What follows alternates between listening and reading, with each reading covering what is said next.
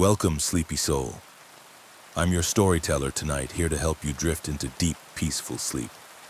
Before we begin, don't forget to like the video and subscribe for more bedtime stories. Let me know in the comments where you're watching from and what time it is. And if there's a story you'd like to hear next, I'd love to know that too. I never thought much about working late nights. Honestly, I used to enjoy it. The quiet, the hum of the fryers winding down, the sound of mops sliding over tile floors. There was something calming about it. Most people hate closing shifts, but to me it felt like a break from the chaos of the day. No screaming kids in the dining room. No endless line of impatient customers demanding sauces you ran out of an hour ago. Just silence. The kind of silence that settles on you like a blanket. I used to find that comforting. If I had known what was waiting for me that night, I would have quit on the spot. Hell, I would have burned my uniform and never looked back. But before I get ahead of myself, let me explain how I ended up there. I was 21, stuck in my hometown of Clearbrook, Texas, a place most people only know as a gas stop between Amarillo and nowhere. Clearbrook isn't big. Maybe 6,000 people if you count the stray dogs, and everybody knows everybody. I'd been working at Burger Barn, our town's sad excuse for a fast food joint, for almost 2 years. It wasn't glamorous, but it paid the bills. And with my classes at the community college during the day, nights were my only option. That week in November had been rough. One of our new hires, some kid named Trent, had already bailed on 3 shifts without notice. Management was pissed. And guess who they called every single time? Me. I didn't complain though. Extra hours meant extra cash, and I needed it for tuition. So when my manager Carla called me around 4 p.m. asking if I could come in and cover yet another shift, I sighed, checked my bank app and said, "Yeah, sure. I'll be there." I knew most of the crew on nights, at least the ones who'd been there a while. There was Mia, who'd been my friend since high school. She worked the front register and had this sarcastic sense of humor that made the job tolerable. Then there was Jordan, one of the fry cooks. Quiet guy, kind of nerdy, always had his headphones dangling around his neck even when he wasn't using them. And then there was Chris. He'd only been with us for about 3 months, but he worked hard. Mid-20s, short, dark hair. A calm kind of guy who always seemed to volunteer for the worst tasks without complaint. He wasn't exactly talkative, but when he did speak, he was polite. Seemed like the type who kept to himself. Carla was closing that night too, at least until 11 p.m. Then she'd usually leave and trust the rest of us to finish up the cleaning and lock up by midnight. That was the routine. When I got there, it was slower than usual. November nights in Clearbrook don't bring many customers. Cold winds, empty streets, everyone home watching TV. I didn't mind. I clocked in, tied my apron, and started stocking cups and lids. Chris was already at the grill flipping patties with that same calm focus he always had. He looked up when I walked by. "Another shift?" he asked, voice low but not unfriendly. "Yeah," I laughed. "Guess I'm the backup plan now." He smiled barely, but enough to notice. Better you than me. We settled into the usual rhythm. Orders came in slow. Maybe one every 10 minutes. Mia cracked jokes from the register. Jordan hummed along to some song under his breath. It was almost boring, which was fine by me. Boring meant easy money. But around 10:30, things changed. First, there was this weird rush, like 10 people in the span of 15 minutes. For a town this small, that's a flood. All of them looked like locals, but something about it felt off. They weren't chatty, not even a smile, just ordered, paid, and left. It put us behind schedule. Chris didn't seem fazed, though. If anything, he worked faster. His movements were precise, almost mechanical.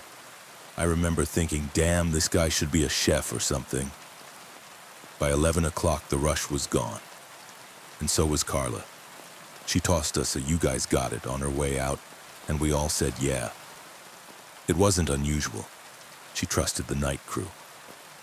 Mia teased her as she left, something about bringing back coffee, and then it was just the 4 of us. We were supposed to close at midnight. That meant an hour of wiping everything down, scrubbing the fryers, mopping the floors, the usual. Mia started on the lobby while Jordan handled dishes in the back. I stayed near the line, helping Chris break down the grill. That's when things started to feel strange. It wasn't anything obvious at first, just quiet, too quiet. Mia's jokes had stopped. Jordan wasn't humming anymore. Even the hum of the fryer felt distant.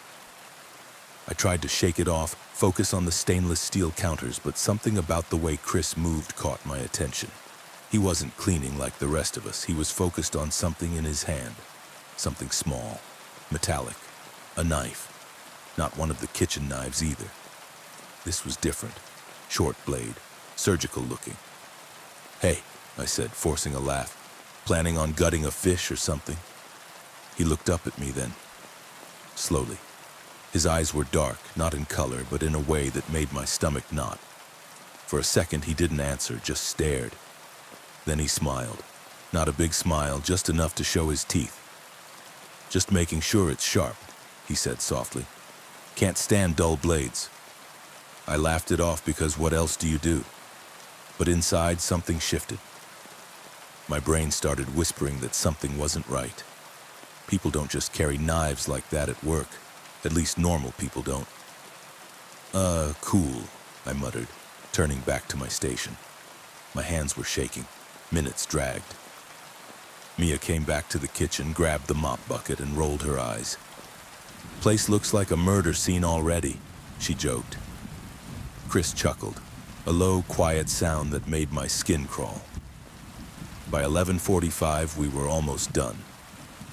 Jordan had already taken the trash out and Mia was locking the front doors. I told myself I was imagining things, that Chris was just eccentric. But when I bent down to grab a towel, I caught a glimpse of something sticking out from under his station. A black duffel bag. The zipper was open just enough for me to see what was inside. Duct tape, zip ties, a bottle of something clear, maybe alcohol, maybe something else. And another knife. Bigger. My throat went dry. I straightened up slowly, heart pounding so loud I could hear it in my ears. Chris was watching me, not his hands, not the counter. Me. His eyes didn't blink. "You okay?" he asked, calm. Too calm. "Yeah," I croaked, "just tired." He smiled again. That same tight smile. "Almost done. Then it's just us." Those words hit me like ice water. Just us. I wanted to leave right then. Make up an excuse, fake a call, anything.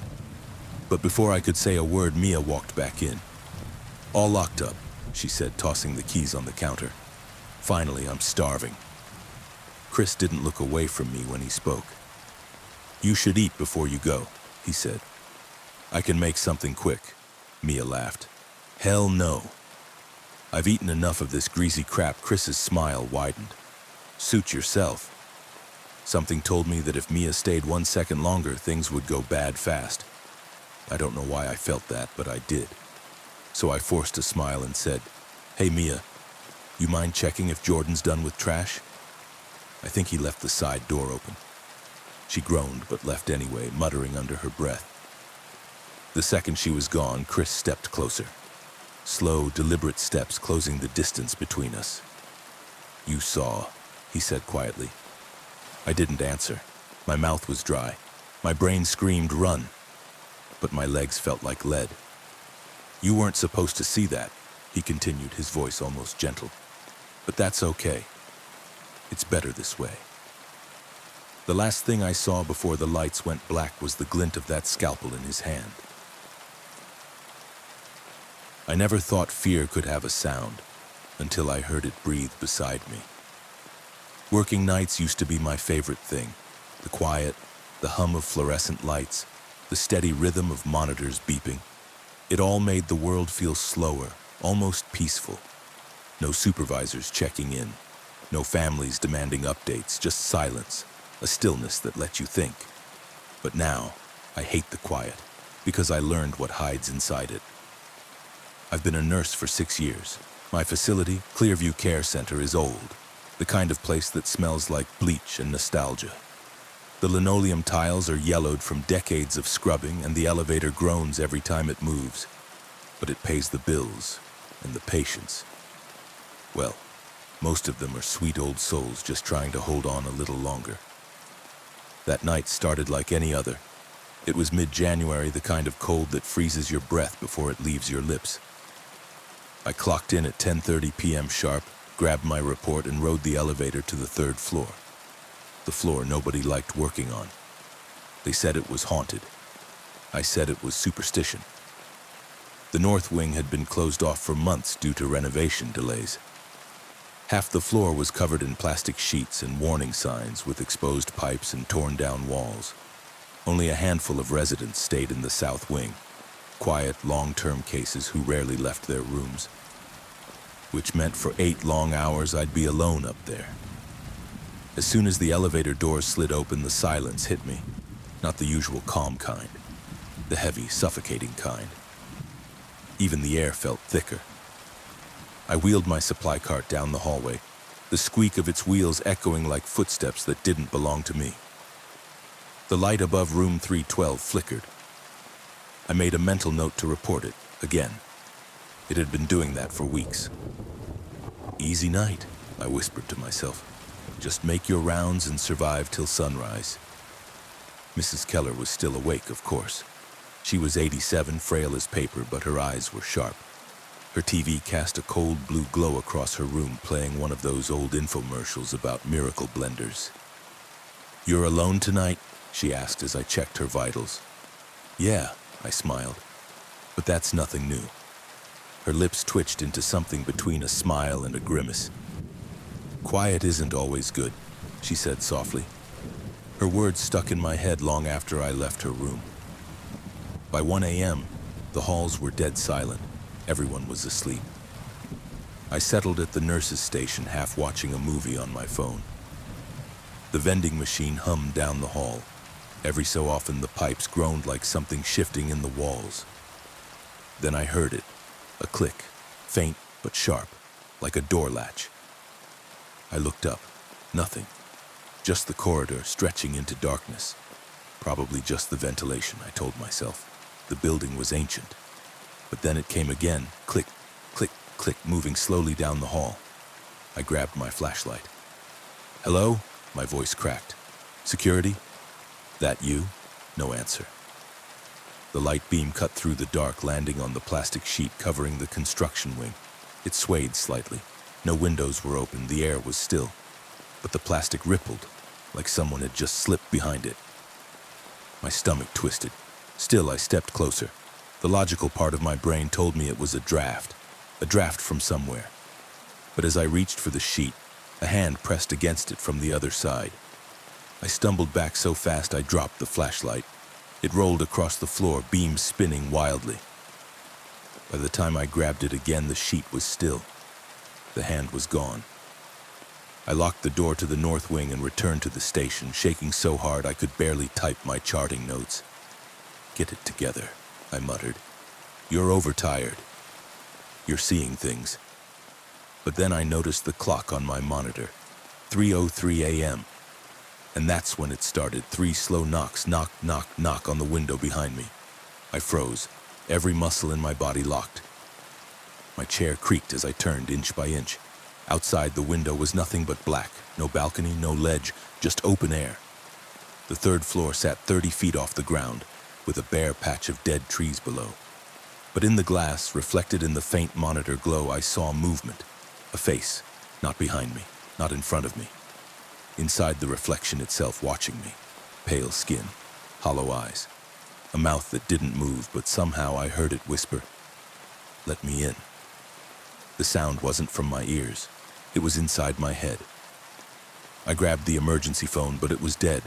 No dial tone, no static, nothing. I fumbled for my cell next. No service, of course. When I looked up again, the face was gone. I couldn't sit still. I went room to room, checking every patient. Everyone was fine, peaceful, no sign of disturbance. Only Mrs. Keller was awake, her eyes fixed on the hallway. "Did you hear that?" I whispered. She nodded slowly. "He's back." My throat went dry. "Who?" "The man who doesn't belong." I wanted to ask more, but the lights above us flickered violently, and every monitor on the floor screamed at once. alarms blaring from rooms that should have been stable. I bolted to room 307 first. The bed was empty. No blankets, no patient. Just deep, wet footprints leading out the door. Every room after that, empty. Every bed stripped, no bodies. Just the sound of alarms and water dripping somewhere far away. My heart thundered as I reached the end of the hall. The plastic sheet was gone, torn open like someone had clawed their way through. And then I saw him. A figure standing in the dark construction zone. Tall, thin, wearing what looked like a hospital gown. Filthy and shredded. His skin was grayish, almost translucent, like parchment stretched over bone. His head tilted at an unnatural angle, and in his hand, he held a patient wristband, Mrs. Keller's. He took one step forward. The overhead light buzzed and died. Another step. Closer now. I could hear his breathing, wet, ragged, wrong. I turned and ran. My shoes slipped on the waxed floor, my breath sharp and shallow. The elevator button wouldn't light. I slammed it again and again until the doors finally creaked open.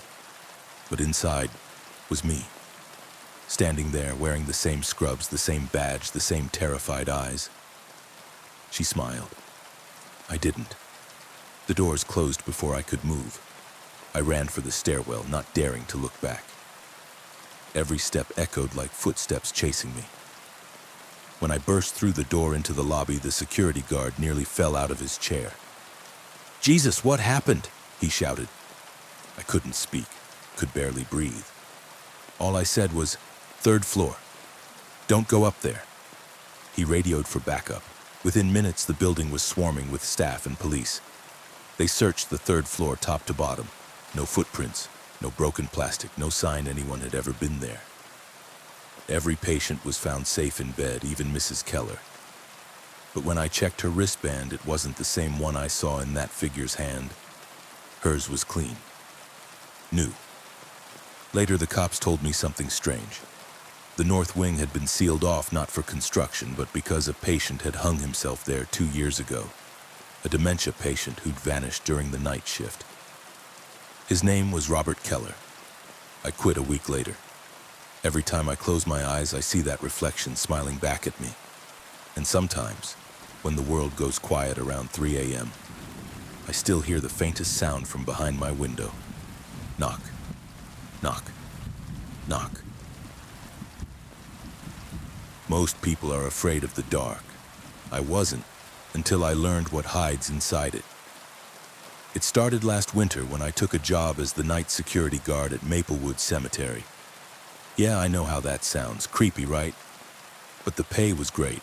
The hours were quiet, and honestly, I needed the solitude. After my divorce, I didn't want people.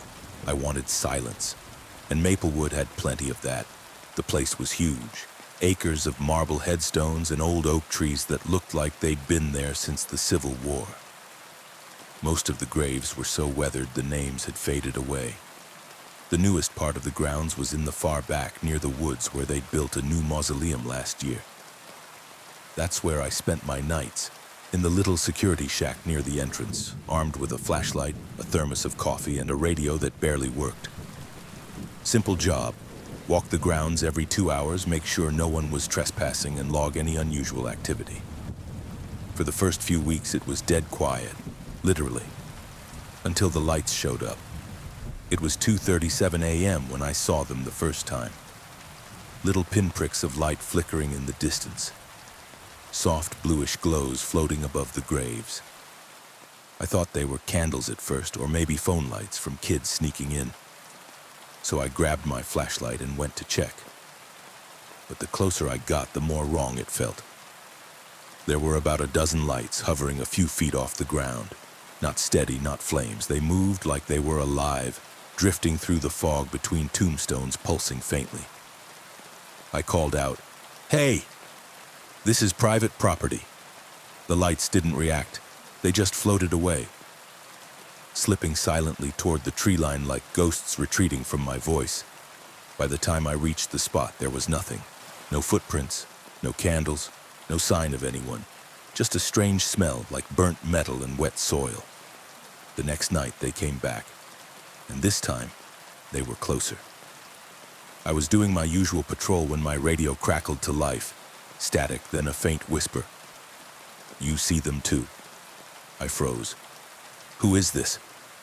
Static again, then a long, low sigh. I scanned the area, but I was alone. The lights appeared again, gliding silently through the fog, weaving between gravestones like they knew exactly where they were going. That smell hit me again. Burnt earth, cold iron. I tried to take a photo, but my phone screen went completely black, even though the battery had been at 80%. When the lights vanished, my phone flickered back on. The clock read 3:03 a.m. The following nights blurred together. I barely slept during the day, constantly checking the footage from the shack's security cameras. But every time I reviewed the recordings, they glitched. Static lines and black frames exactly at the times I'd seen the lights. One night I noticed something new. In the footage, for a split second, there was a shadow among the lights. Not a shape, a person, standing motionless between the graves.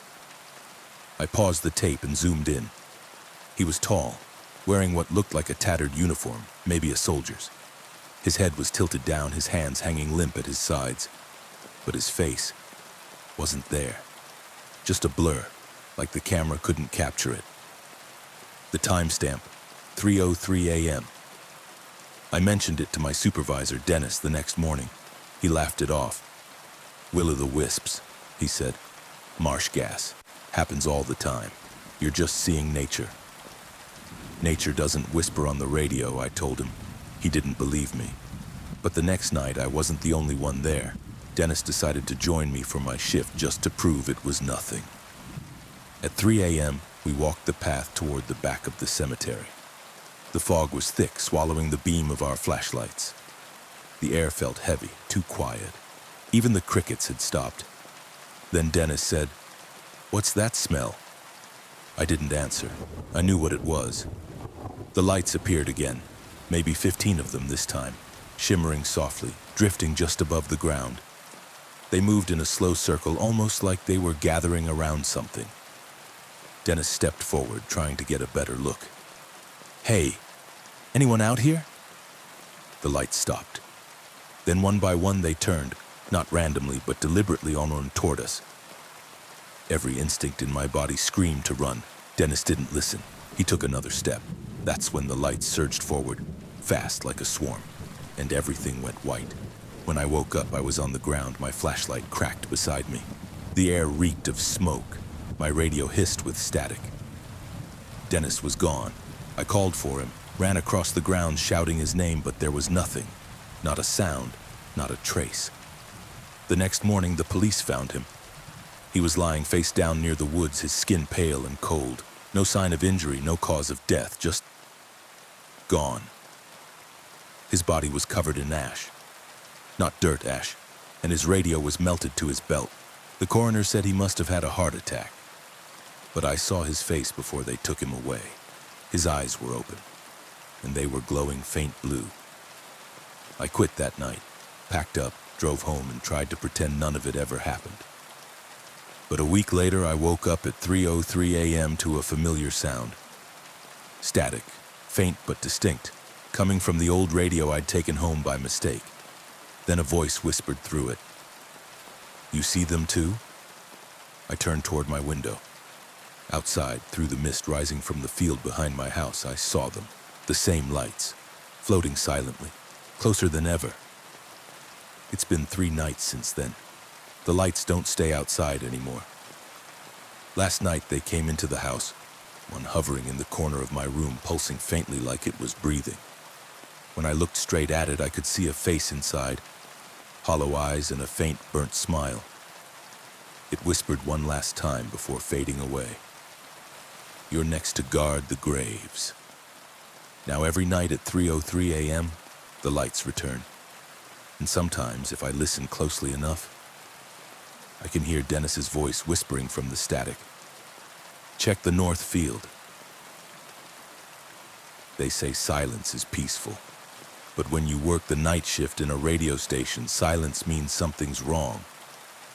I've been a late-night DJ for a small-town AM station called WZBR 103.6 for almost 5 years. We called the midnight to 6 a.m. slot the graveyard shift. Most people tuned in for background noise. Truckers, insomniacs, maybe a few lonely souls with no one else to talk to. It was supposed to be easy money. Keep the station on air, play the scheduled tracks, read the weather. But at night, when the building creaked and the lights flickered from the old wiring, the air in the studio didn't feel empty. It felt listening. The station sat on the outskirts of town, just me, a few transmitter towers and miles of forest. Most nights I was completely alone. The other employees clocked out by 10 p.m., leaving the building dark except for my booth. At 12:01 a.m. sharp, I'd flick the on-air switch and say my usual line. Good midnight, this is Alex on WZBR, keeping you company through the witching hours. I always joked about the witching hours. I don't joke about them anymore. It began one stormy night in February. Lightning rolled across the hills and the signal kept cutting in and out. My playlist glitched, freezing on a song halfway through. So I killed the track and switched to live mic. Sorry, folks, I said. Looks like the weather's giving us some trouble. Stay warm out there. Static filled my headphones for a moment. Then a voice whispered through it. You're not alone. I froze. It wasn't feedback. It wasn't a caller. It sounded like someone standing right next to the microphone, whispering into it. I yanked off my headset and checked the booth. Empty. The light on the phone line was dark. No callers. The signal meter flickered for a few seconds, then steadied. I shook it off as radio interference. Old wiring. Nothing supernatural. But my gut knew better. Around 2 a.m., the backup generator kicked in. Power surge from the storm, I guessed.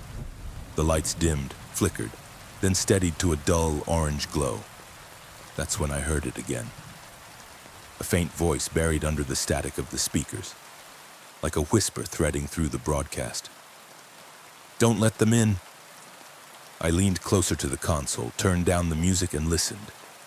The whisper grew clearer, a woman's voice, trembling, urgent. He's in the hallway. My blood ran cold. The hallway behind me was pitch black, long and narrow, lined with soundproof doors that led to old storage rooms. I turned slowly in my chair. For a second, I thought I saw movement, a flicker of shadow slipping past the glass of the control room window. Too tall to be a trick of light. I grabbed my flashlight and stepped out.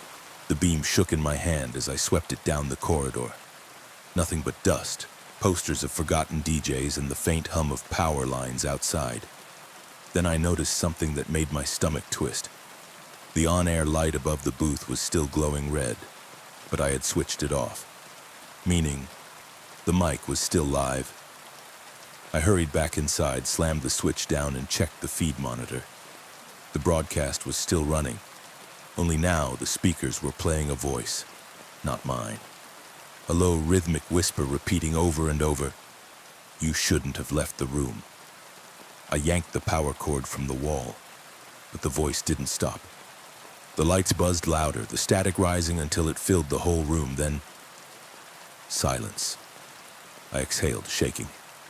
Maybe the system shorted out. Maybe it was an old tape somehow looping back through the feed. But when I checked the logs, something made my blood go cold. The broadcast software had queued an unscheduled track. No artist, no file name, just 3 words. The last broadcast. I clicked it open. The file was just static at first, but under the noise I heard something faint, breathing. Then, a scream, not distant, not digital, my own voice. The clock on the wall read 3:03 a.m. Lightning flashed outside, lighting up the glass for a split second, and in the reflection I saw someone standing behind me. A man, wearing a headset, face pale, lips blue, eyes hollow like dead glass. I spun around, but the room was empty. The air smelled like burnt wires and ozone. I turned back toward the console. The monitor had gone black. Then text began to type across it on its own, one slow word at a time. He took my voice. Now he'll take yours. The door slammed shut behind me, Every light in the room died except the faint red glow of the on-air sign. I heard movement in the dark, heavy breathing closer than it should be. I backed against the console, gripping the flashlight like a weapon. Then the sound came again, right beside my ear. "Say something." I bolted for the door, slamming my shoulder against it until it burst open. The hallway beyond wasn't the same. The walls pulsed faintly like they were alive, warped and breathing. Every door was open, but instead of rooms, I saw darkness. Endless, moving darkness. From one of the open doorways, a hand reached out, pale, skeletal, clutching a microphone cord that stretched into the black.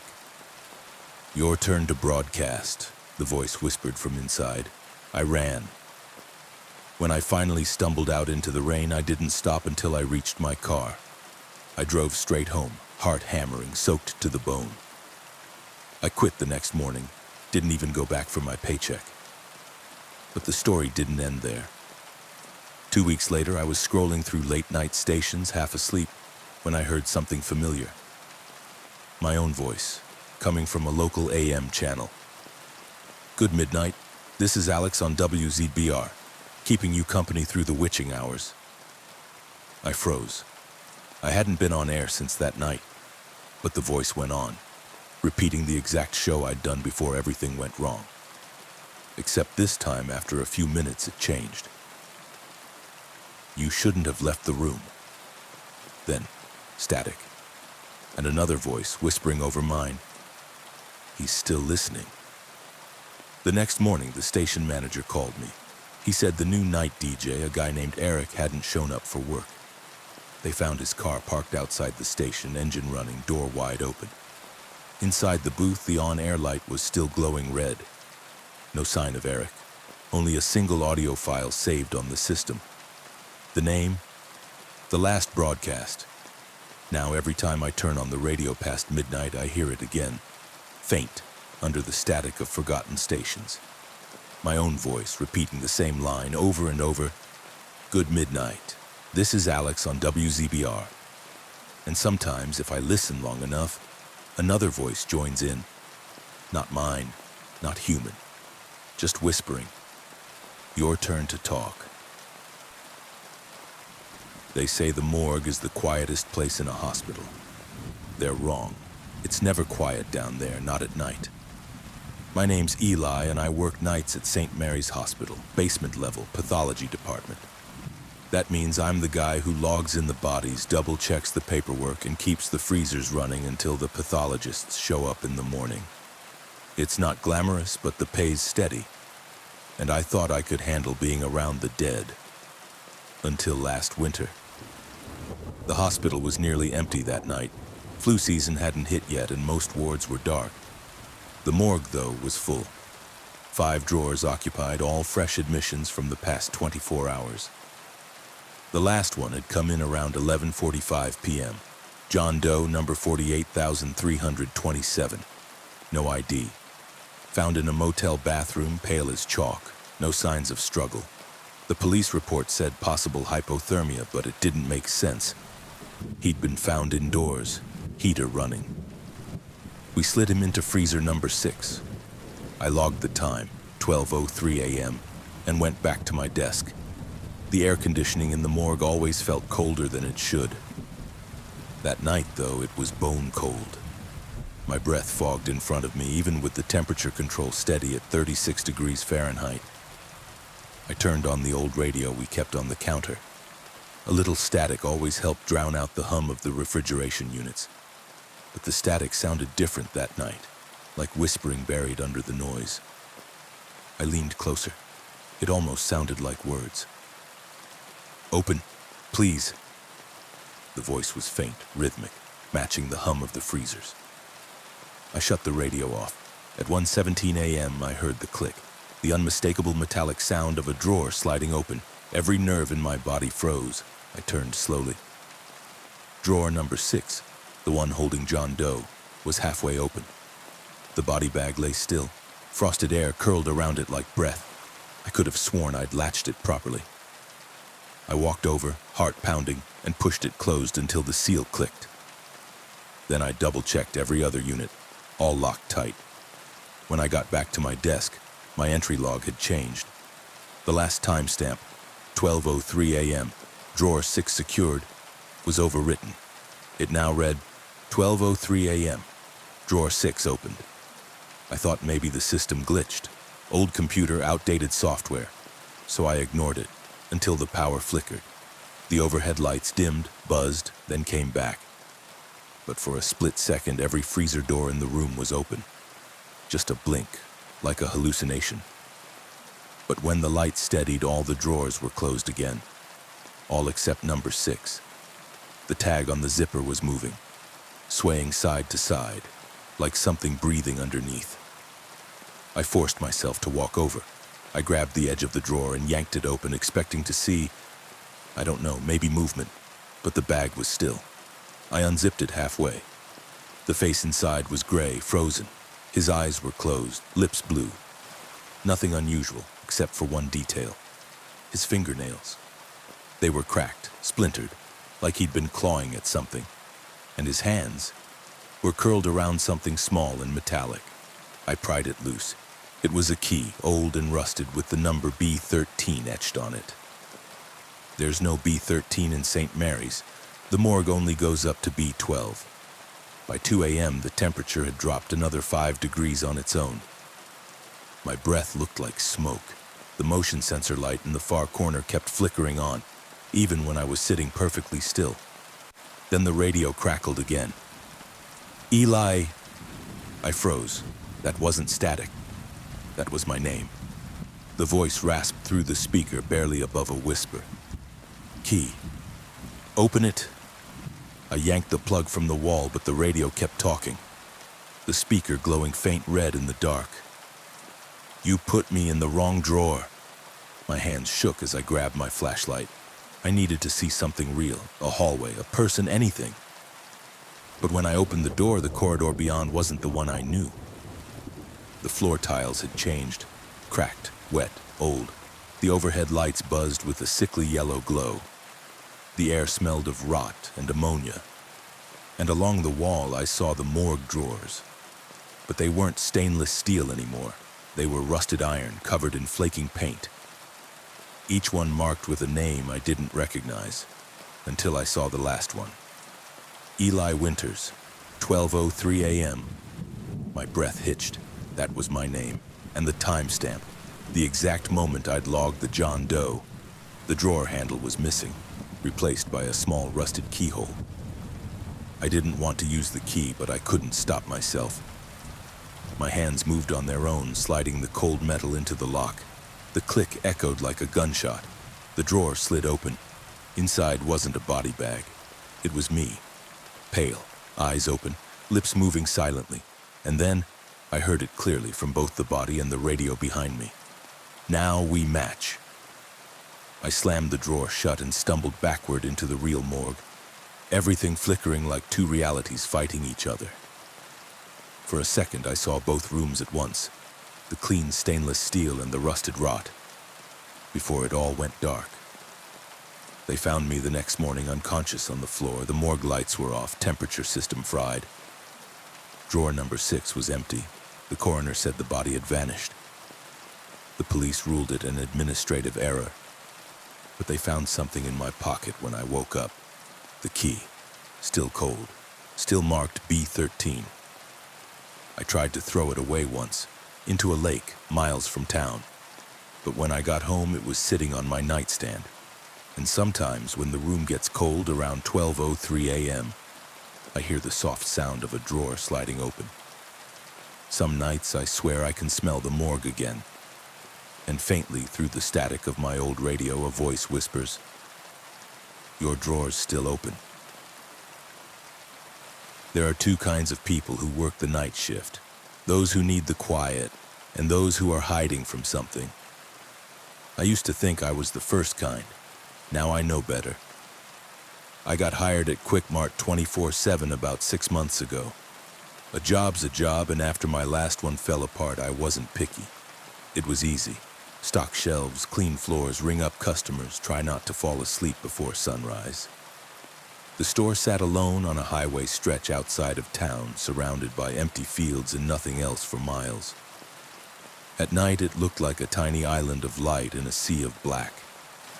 People didn't come often after 2 a.m. That's when the weird ones showed up. The first rule the manager gave me on my first night was strange. Never open the back door after midnight. He said it like a joke, but he wasn't smiling. The second rule: if someone comes in wearing a mask, don't ask why. And the third rule: if you see someone in the store on the security cameras but not in real life, don't go looking for them. I laughed, thinking he was messing with me. But on my fourth night, I stopped laughing. It was 3:12 a.m. No customers, no cars, just the hum of fluorescent lights and the soft whir of the refrigerators. I was restocking the energy drink fridge when I heard the chime of the front door. I turned. Nobody there. The motion sensor light flicked on, though, and the air felt heavier, like someone invisible had just walked in. Then the security camera above the counter beeped. Motion detected. I glanced at the monitor. Someone was standing in aisle 4, a tall figure in a dark hoodie, head down, hands in pockets. But when I looked up from the screen to the actual aisle, it was empty. My stomach tightened. The feed glitched, flickered, and then the figure looked up. Straight into the camera, straight at me. The face was a blur of static. Not a mask, not a person, just wrong, like the pixels refused to form a face. Then the audio in the store started to hum. Every speaker buzzed low and deep, almost like breathing. I grabbed the store phone, but the line was dead. And then, the lights in aisle 4 went out. I didn't move, couldn't. A few seconds later, I heard footsteps.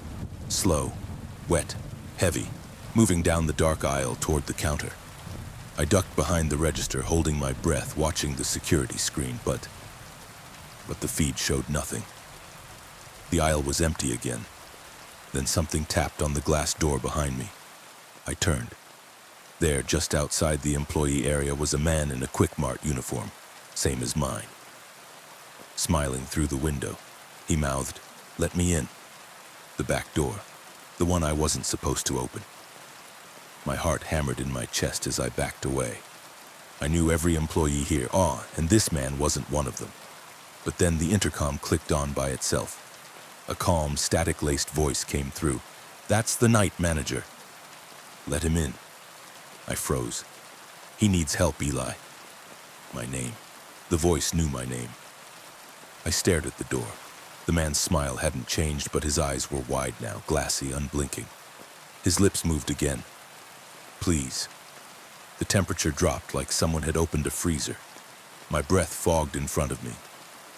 And then I noticed the cameras behind the counter showed 2 of me. One sitting right there, terrified, shaking, and another standing by the back door, hand already on the handle. I watched, helpless, as my reflection self opened the door. The feed cut to static. When the screens came back, the other version of me was gone. So was the man at the door. The store was silent again, but something had changed. The hum of the refrigerators sounded wrong, deeper, slower, like it was coming from underground. And the air smelled like wet concrete. I walked down aisle 4, every light flickering as I passed. At the end of the aisle, the floor tiles were cracked open. Beneath them, a staircase descended into black. That had never been there before. A faint sound drifted up, something scraping metal, and underneath it, whispers. I should have called someone. Walked out. Quit, but I didn't. I started walking down. The deeper I went, the colder it got. The whispers grew louder, hundreds of voices repeating words over each other until I could barely think. Midnight shift. Midnight shift. Don't be late. At the bottom was a concrete hallway lined with flickering fluorescent lights, and on the walls, dozens of Quick Mart employee name tags nailed in rows, all of them with one name scratched out and replaced with another. Night manager. I found a metal door at the end. Through the tiny window, I saw shelves. Stocked just like the store above, but the products were wrong. No labels, no colors, just blank cans, white bottles, gray bags. And behind the counter stood me.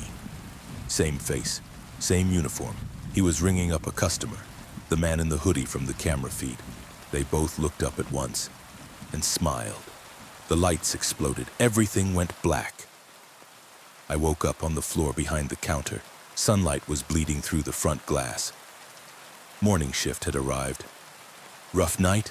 the day manager asked. He looked at me weird, like he didn't recognize me. When I tried to tell him what happened, he frowned. "We don't have a night shift here anymore," he said. "Not since the fire." I looked at the security monitors, all blank. Then I looked down at my shirt. My name tag didn't say Eli anymore, it said Night Manager. They say the subway never really sleeps. Even after the last train runs, you can still hear it, deep below the city. The hum of electricity, the whisper of air through tunnels. I used to think that was just the system breathing. Now I know it's something else. My name's Daniel Reyes, and I worked as a night signal operator for Metro Line 9. My job was simple: monitor the cameras, keep an eye on the control board, and make sure every train that passed through the tunnels showed up on schedule. It's the loneliest job in the city. You sit in a glass box 30 feet underground with nothing but the hum of monitors and the flicker of fluorescent light to keep you company. That quiet used to calm me, until one night last winter when the quiet stopped. It started with a ping, 2:47 a.m. The system alerted, "Incoming train detected, track 3. That didn't make sense. Last scheduled train was at 1:15.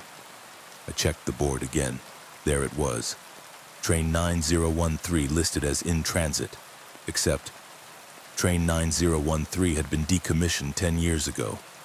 It derailed during a tunnel flood in 2015. Everyone on board died. I thought it was a glitch until the platform camera flicked on, and there it was, a train. Rolling in slow, headlights cutting through the dark. No passengers, no driver, just dark windows and soundless movement. I picked up the comm line to the central office. Static nothing, then a second ping. Platform entry recorded, track 3. The train had stopped, doors opening automatically. On the monitor, the platform was empty, but I could hear footsteps, dozens of them. The motion sensor lights along the platform blinked one by one, like someone was walking down the length of it. Then they all went out, and a voice came through my headset, distorted and low. "You're late." I ripped the headset off. The voice was faint but familiar. It sounded like me. I stared at the monitors, heart pounding. The platform camera flickered again. And now there was someone standing there. A man in a signal operator uniform. My uniform. He was facing the train, not the camera, but I knew that posture. It was like watching my reflection move without me. Then the intercom crackled again. "You were supposed to stay upstairs, Daniel." Every screen in the room flashed white. When they came back, the timestamp on the footage had changed. Not 2:49 a.m., but 3:16 a.m. I'd lost almost 30 minutes.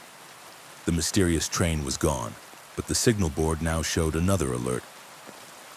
Unauthorized movement detected. Track 3 to Maintenance Tunnel B. Nobody used Tunnel B anymore. It had been sealed after the flood. At least it was supposed to be. I grabbed my flashlight and keys. The rational part of me kept saying system malfunction, but my hands were trembling the whole way down. The access hallway to Tunnel B was lined with rusted pipes and dripping water. The deeper I went, the more I could feel the vibration, that low, distant hum of a running train. But there was no power to those lines. None. At the end of the hallway, the steel door to Tunnel B stood open, and carved into it, deep and jagged, was one word: return. The tunnel beyond was dark. My flashlight barely cut through the dust. And yet, the sound was unmistakable, somatil, that hollow rush of air as if something enormous was moving past just ahead. Then I saw the lights. 2 dim yellow headlights in the distance, growing brighter. I stepped back against the wall, heart slamming. But as the shape emerged, I realized it wasn't a real train. It was shadows, flickering like film projected on mist. Inside the cars, faint silhouettes, People sitting still, heads tilted toward the windows. I couldn't see their faces, but every single one of them was watching me. The sound faded. The lights blinked out. Only my breathing remained. Then I noticed the rails. They weren't metal anymore. They looked like bone, long, pale, ridged, and the tunnel floor was covered in wet footprints leading deeper underground. Some of them were mine. I turned to run, but the tunnel behind me wasn't the same. The door I'd entered through was gone, replaced by solid concrete. My radio buzzed back to life. "Daniel," the voice whispered, "your shift isn't over yet. Come clock out properly." The voice was mine again, but older, slower, tired. Then the lights overhead flickered, revealing faint writing along the wall. "Employee access, control room B." I followed it. I didn't know why, maybe shock, maybe instinct. The corridor ended in another control room nearly identical to mine. Same monitors, same switchboards, but the screens showed nothing but static. And sitting in the chair, back turned to me, was another operator. He didn't move when I entered, but on the reflection of a monitor I saw his face. It was me. Gray skin, sunken eyes, a faint smile. He turned his head just slightly. "You took too long to relieve me." The lights died again. I felt hands grab my arms. Cold, bony fingers pulling me toward the console. I screamed, but my voice didn't echo. It was swallowed by the hum of the tunnels. The last thing I saw before everything went black was my reflection on the nearest screen, sitting down in the chair, smiling. They found me 3 days later wandering near the upper maintenance corridor, mumbling about the train that isn't there. The supervisor said I'd imagined it. Lack of sleep, stress. But the footage from that night, every second of it was corrupted, except one still frame pulled from 3:16 a.m. It shows me, sitting calmly at the console. Behind me, through the glass wall, you can see a train pulling in. Train 9013, doors open. And on the platform, something written in condensation across the glass. Next stop, Control Room B. Hospitals are supposed to feel safe. Bright lights, constant noise, the smell of disinfectant. But once the night shift starts, everything changes. The air gets heavier, the halls stretch longer. And sometimes, you start hearing things you shouldn't. My name's Clara Diaz. I was a nurse at St. Augustine Medical Center, a mid-sized hospital built sometime in the 60s, the kind of place where the walls hum with age. I'd been there almost 6 years, working nights the entire time. It was peaceful, mostly. Quiet halls, sleeping patients, the occasional code blue. Until my last shift. That night, the hospital was half empty. The weather outside was brutal.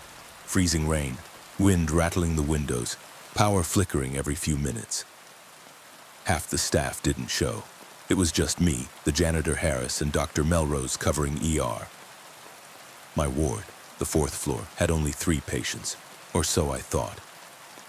Around 1:30 a.m., I was charting vitals when the intercom crackled. Code white, room 413. That made no sense. Room 413 had been sealed for months. Renovation work after a burst pipe. No patient assigned. I tried the nurse station line, but it was dead. So like an idiot, I grabbed my flashlight and went to check. The 4th floor corridor was long and dim, the emergency lights washing everything in a sick orange glow. I passed 411, 412. Both quiet, then I saw it. The door to 413 was open. Inside, the room looked completely normal. Bed made, monitors blinking faintly, but the air was freezing. My breath fogged in front of me.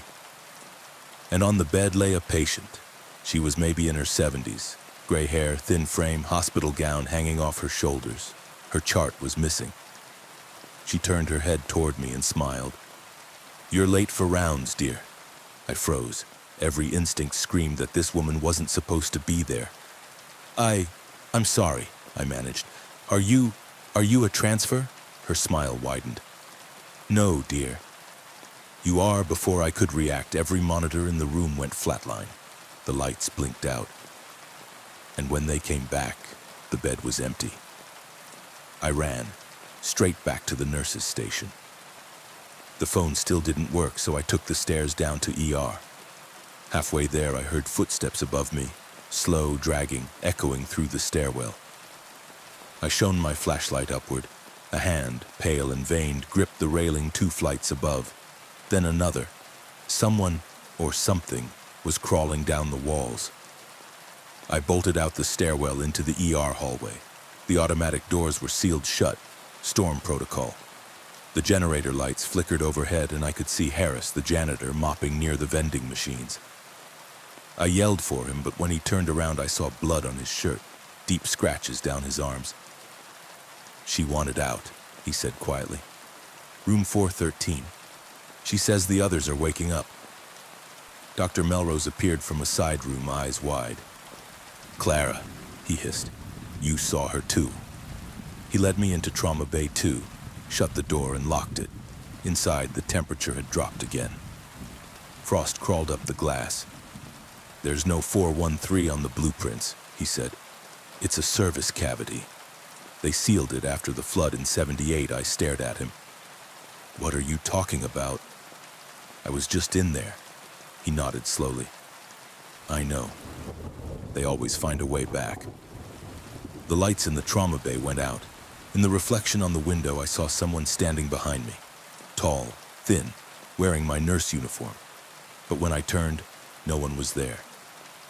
Then the intercom blared again. "Code White, room 413. Staff report immediately."